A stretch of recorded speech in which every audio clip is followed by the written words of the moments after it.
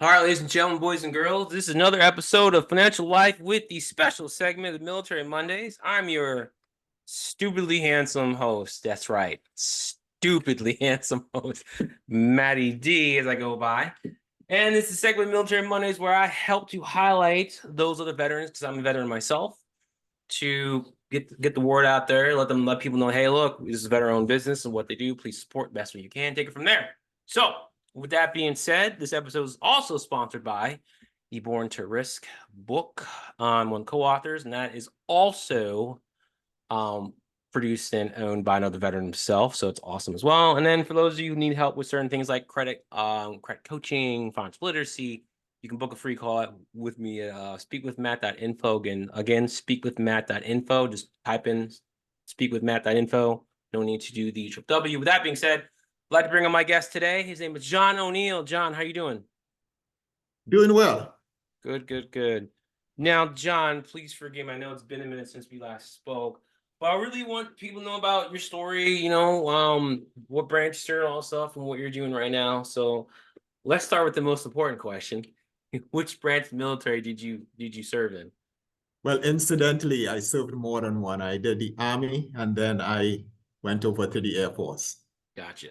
So you started off okay, and then you made a bad decision to the Air Force, to the Air Force. That's what you're basically telling me and everyone else. Yeah. Some people say that. It's a matter of opinion, though. It's your choice. Like, well, what made you transfer into the Air Force? Some people do that. In the Marine Corps, people transfer over to different ones. Stuff happens, but did something happen where you're like, were they phasing out what you're doing, or you wanted to, I guess, just generally go there? So, Well, in the Army, if you go back, before I went into the military, I already finished my college degree. I went to college to study chemistry with physics. I had ambitions of becoming a doctor. So before I went into the Army, I didn't know I could get in as an officer. So I went in the Army, and then my peers were saying, why don't you come in as an officer? Drill sergeant is saying, why don't you come in as an officer? And at that point, I was a bit irritated, but hey, I served my time dutifully there. And then there was an opportunity to get into the Air Force to be a scientist. At one point in time, the Air Force wasn't very gung-ho about taking in prior services. okay. But because they needed scientists, I was able to get in as an officer with a commission. So Okay. I was a scientist, a medic in the Army, a scientist in the Air Force. Gotcha. That makes sense. Okay, because that's jacked up. They didn't tell you that. I've heard not the greatest recruiting stories of like they don't tell you everything that you get in there. Like they didn't tell you that. Unfortunately, not. No. So you made a good decision to make that jump over there and becoming as an officer and all that. So cool. And then you did the Air Force, and then the Air Force. What happened from there? In the Air Force, I started off as a scientist. I got to work on food projects like the fuel, the additive that goes into the fuel for unmanned aerial vehicles. Those are vehicles that don't have a pilot. So I was fortunate to work on an additive that goes into the fuel that would allow it to continue to flow at high altitudes. So the higher the altitude of the plane, the colder it is, and the more risk you have of the fuel freezing. So with that additive, it allows the fuel to continue to flow at high altitudes. I was able to work on that, worked with the Air Force at the Wright-Patterson Air Force Lab. I also worked with contractors who were working with the military also to test their own product. So as I did scientist work as well as a project manager working with contractors and see what they offered compared it to what the Air Force offered, and to get the best solution for the Department of Defense in that vein. Okay. Yeah. So you did a lot of scientific stuff, the fuel and things that most people have no idea. They're like, put the fuel in and let it fly. And you're like, well, there's a bit more to it. If this doesn't, with the chemistry and the altitude and that happens, and people are like, why didn't it work? Because you didn't listen to me. There you go. Yeah. It's that simple. You know what I mean? Cool. I ended off my career in the Air Force as a project manager, if you will. I was managing an effort to create, or should I say vet, a weapon for the Air Force. So I brought together scientists, academia, people from the Air Force, my peers, operators. Those are people who would use the weapons, brought them all in one room and say, here's a concept we have for a weapon. What do you think? What could we improve? What do we need to change to bring it to market?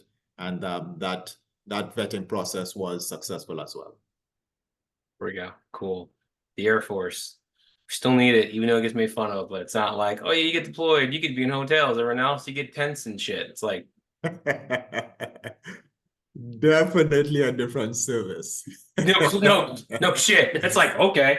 So one of my friends have known since kindergarten. He joined the Air Force and his father was a Marine, so we kind of give each other shit as that's all Marines do. It's part of what we do. It's like So, all right, the time in the Air Force. At the Air Force, did you go straight into entrepreneurship, or what happened from there? Well, after I got out of the military, job hunting for a while. Unfortunately, when I got out, it was in January 2008. So if you would scroll back, you'd remember that was about when you had the real estate crisis. Yeah. So unfortunately, I was unemployed for about 3 years. Oof. I got out of the military in Los Angeles, relocated to Texas for better cost of living, and I eventually landed a job as a car salesman. Didn't do that for very long, but very soon afterwards, after that car sales position, I got into financial services. And I started as a mortgage underwriter. Mhm. And then I got my license where I started as a financial advisor. So I was in the financial industry, still in the financial industry, and did different roles in the financial industry. And fast forward a few years later, that was over 12 years ago, I started my own business. And it is a matter of working with small business owners and individuals to create for them plans to build wealth. And that is to build wealth in two main ways. One, to eliminate all debt in 10 years or less without any extra spending. That includes your mortgage. Right. And then two, building passive income. So if you think that you have, say, a mortgage, credit cards that will take you over 30 years to eliminate, we are able to help eliminate that in 10 years or less. There you go. Yeah. And let me ask this too, because financial literacy is like, I think it's okay. Let me ask this. You agree that financial literacy is low. Do you feel that or believe or perceive that it's starting to make a comeback in this country, like slowly, but we're starting to see it? Do you think that's happening? I don't think so, in my opinion. And on another sense, it's a yes and no question. And here's why I say that. Yes, in the sense that we have more access to information, right? We have the media, we have the internet. Years ago, you couldn't go on the internet, be it on your computer, on your phone, to find out information. Now it is more accessible. So now you are more aware of what to do. Unfortunately, you have some headwinds, some forces, if you will, that is preventing you from acting on what you know or what you think you know, right? You have the marketing agencies, retail agencies, for example. Think of any retailer or think of the financial industry. They are incentivizing you, if you will, to be in debt. Yeah. So even though you know that you shouldn't be, it's good that it would sort of reduce your loan, your debt load to get rid of your debt. You still have a lot of credit card offers. You still have a lot of sales. You have the government is over $35 trillion in debt. You have consumer debt that is over $1 trillion. You have a lot of forces that is influencing you to remain in debt. Yeah. It's the amount of debt in this country is ridiculous. And the thing is, we're so used to it we're not, I feel like since we're so desensitized to it, we're kind of like, all right, we're in $1 trillion in debt. It's like, can't fathom, like, that's way too Yeah, high. And that we yeah, got there really quickly within the last like 4 years. Like, it shot up and yeah. it's gone up since. And it's like, then we have credit card debts at $1 trillion. Do you know the stat for student loan debt? Like how I much don't know what it is as far as a percentage go, it's but you're high. talking about, yes, you in the It's I think millions. it's I think if I'm correct, credit card debts here, student loan debt's like it's like not it's like right it's either on the level or just above or right behind it. It's like It it's right is. behind, yeah. And it's like so okay. So you're helping business owners and individuals get out of the debt quickly. Like how can someone do that? You know. So, And by the way, let me sorry, without having to go on the beans and ramen noodle diet and not do shit and be miserable for the next 5 years of life. Gotta put that in part so, there. so we have like a three-phase process, if you will. Mindset, money, and multiply. Let's think about the mindset, first of all. There are a lot of people who think that they should be in debt. Unfortunately, they think that I cannot get out, or even though I get out, if I have another big purchase coming up, I'd have to get into debt for that. Yeah. Or they may think that I cannot be wealthy. That is for the very rich folk, or you have to have a certain background or bringing. So the mindset is the first thing. You have to believe that indeed you are worthy to be wealthy. Otherwise, if you make any progress, think of a lottery winner, for example. Even though they win a lot of money, they lose it. That's because they don't have the correct mindset. So first of all, we want to establish that mindset. The next thing is money. We want to establish a system, if you will, for eliminating all of your debt in a short period of time, not having to eat ramen noodles.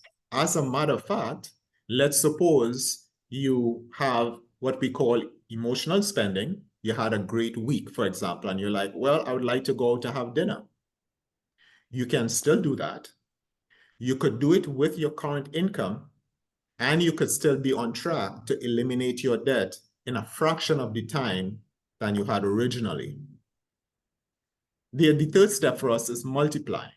What does the multiply do? The multiply says that with this increased net worth that you have accumulated by getting rid of your debt, Yep. you are now going to do something. Our motto is live life wealthy. What does live life wealthy mean for you? Now, for some people, that will mean, okay, I want to go on a vacation. There are some other people may say, well, you know what? I would like to give my parents their dream home or their dream car. Yep. Other people, it might be, I want to completely finance my children's education, or I want to build my dream home. Whatever live life wealthy is, that is your why. That would be established in your mindset as well. What is your why? What is live life wealthy mean to you?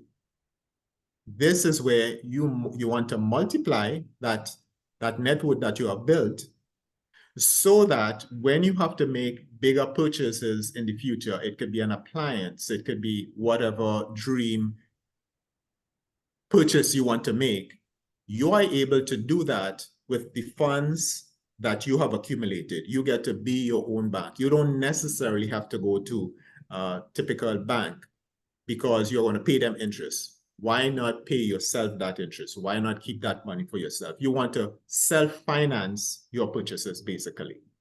And you want to have a vehicle that is able to help you multiply the money that you have. Think of a bank. A bank uses money in more than one way. So if you go to a bank and you deposit $10,000, what do you think they would give you as an interest rate? Let's take a stab. Oh, they're gonna if you're lucky, you're gonna get like half a point, maybe. And no, let me change it. If you're very lucky, 1%.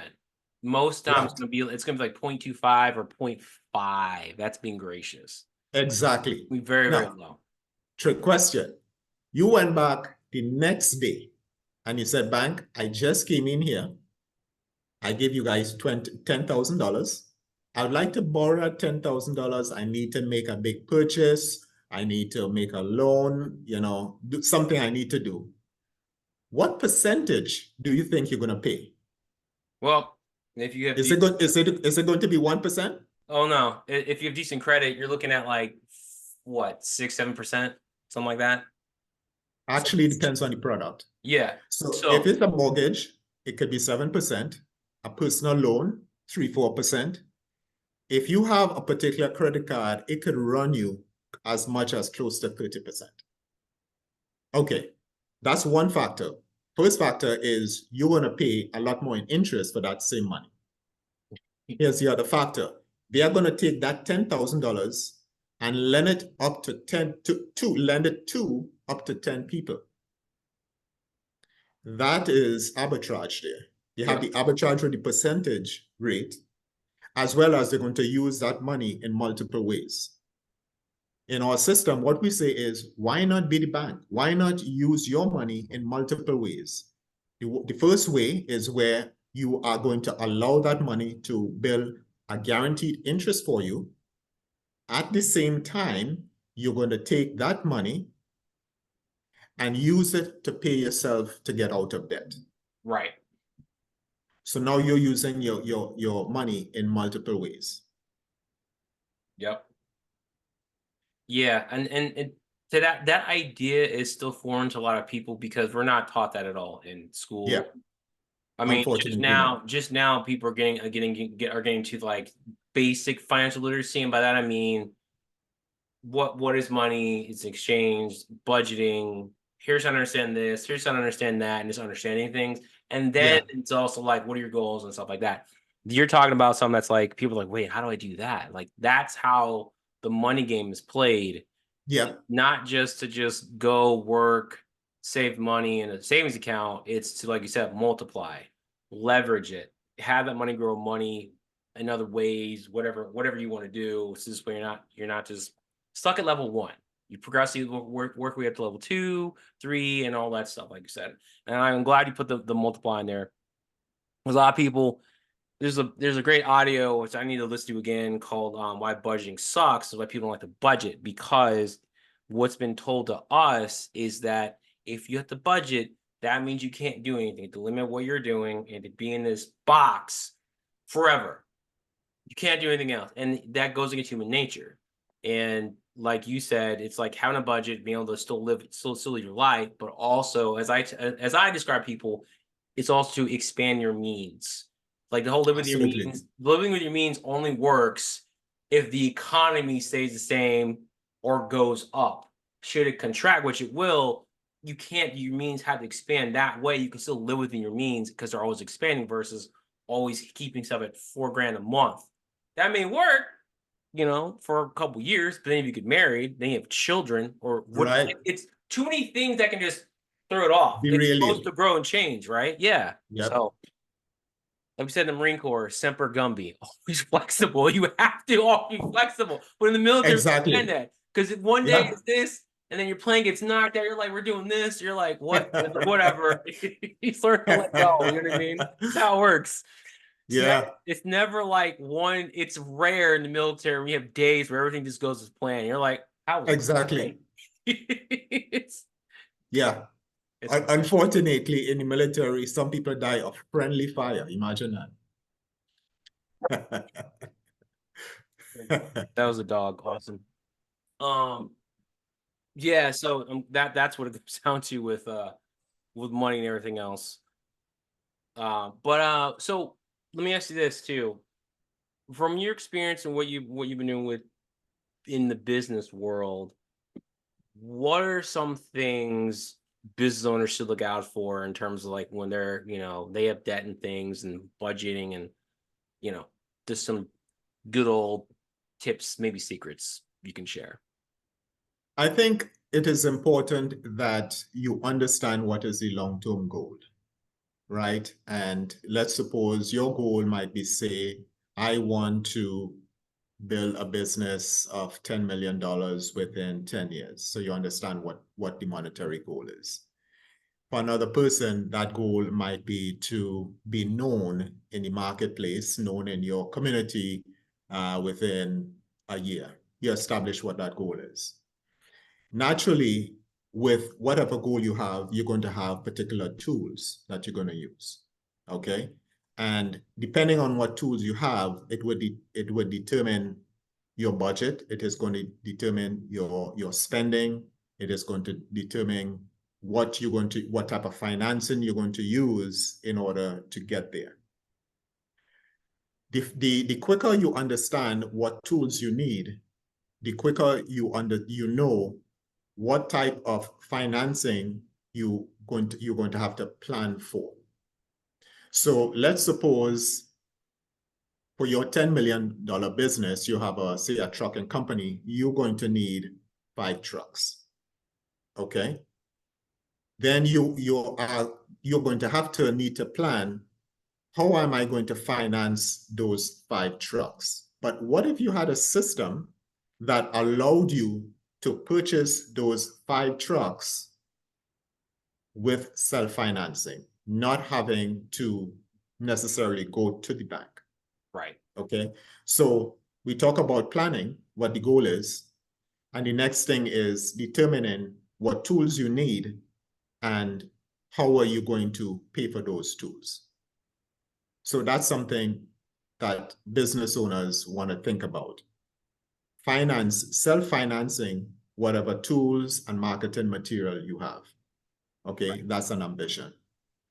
Another thing to think about is, how are you going to continue to finance products in the future and also create literacy. The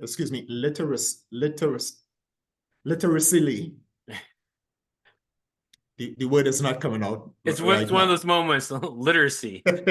Literacy. Thank you. Welcome. Literacy for your staff. If you had literacy for your staff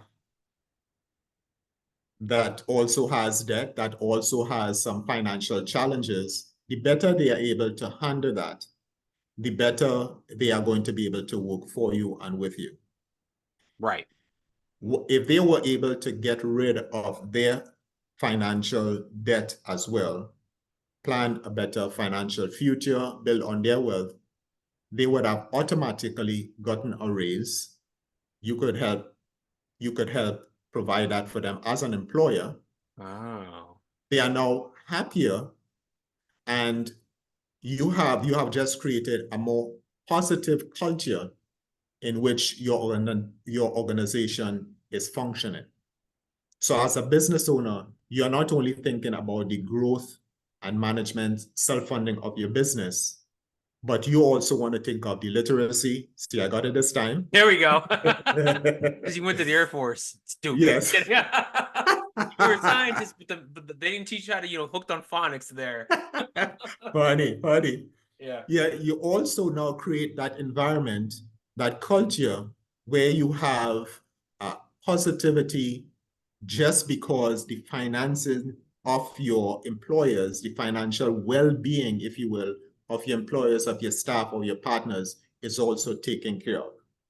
I wish to submit that that is going to help promote your growth in a better way.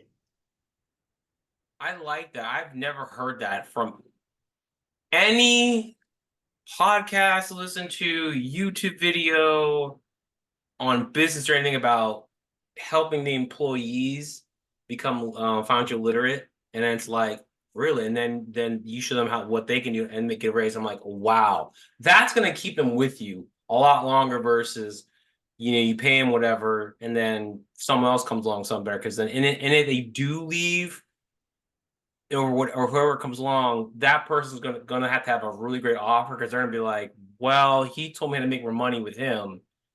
Can you do the same? And Absolutely. That's crazy. That's hard. And if they do leave, they're gonna feel bad and go, I quit. Can I come back? Like, I'll bring it back. I quit. Can I go back? Yeah, go for it. Yeah, Oh, yeah, wow. I'd never considered that. yeah. As an employer, you can make that happen. We are definitely in the position to be able to provide material, financial education in the workplace, if you will, for yourself as a business owner and your employees as well. So, Wise words, smart ones. Like, because I have heard, like, you want to treat your employees well and take care of them. You're the only one that said help them make more money, which seems obvious now, but again, whatever. I don't know anything. I really don't know shit. The more I say that, the more in stuff I'm like, all right, let's stay in a state, let's be in a state of not knowing all the time. yeah, That's cool. Good. yeah, Have yeah, you yeah. with your clients you work with, have you had any of them, you know, success towards that where you sat down with your clients and say, look, work with your employees and you seen it happen in real life in what you do? Yes, in our organization that I work with, definitely we have worked with small business owners, the individuals themselves, the married couples, churches, students for student loans. We are able to walk across the gamut just because we know debt exists not just with one person or with one type of organization. Debt exists across the board. Yep. Cool. That's good to know. Well, John, I appreciate you being on, man. It's been a good conversation. I like that last tip. Is there anything else you like to share to other people listening to this, businesses, any other like one tip or tips or tricks that like you feel like people I can't talk now that people should know, should be Is it an aware of? army thing? Is that an army thing No, I or was in the Marine Corps, so sorry. Marines? Yeah, yeah. Marines? We learn how to read and that's it.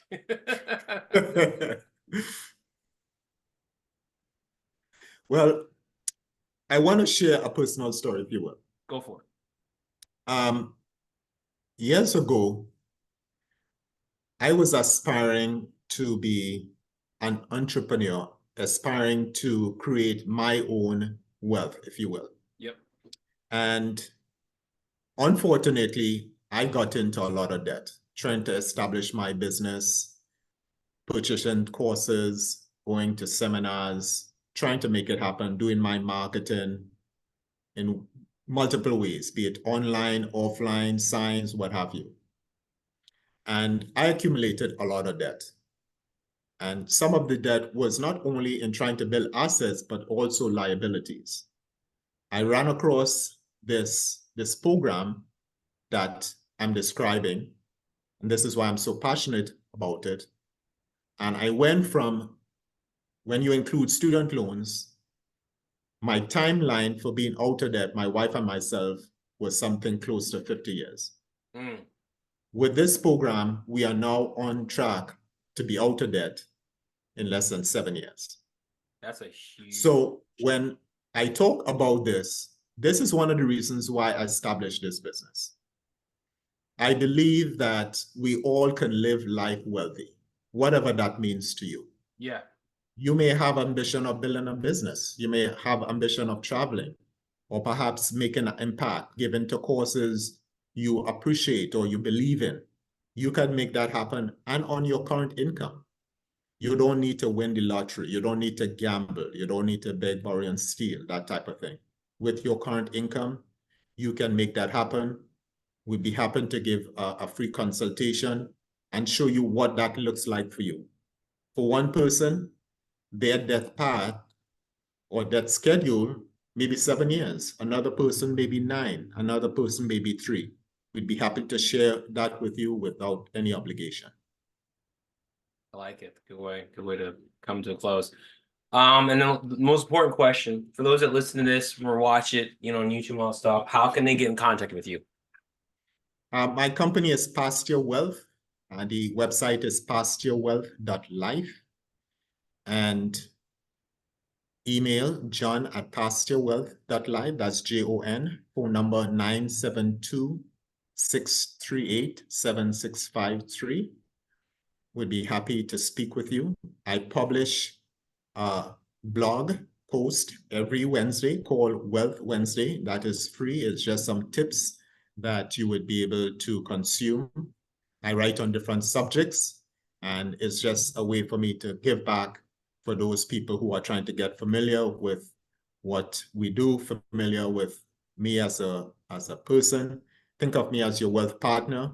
And on that blog, you're welcome to and see how we interact with the community, what type of material we put out there. Happy to speak with you. Awesome. Cool. John, I appreciate you being on. It's been a good time with you today. And wish you best of luck, and I will definitely keep in touch. Appreciate it. All right, sounds good. Thanks, Matt. You're welcome. Been great.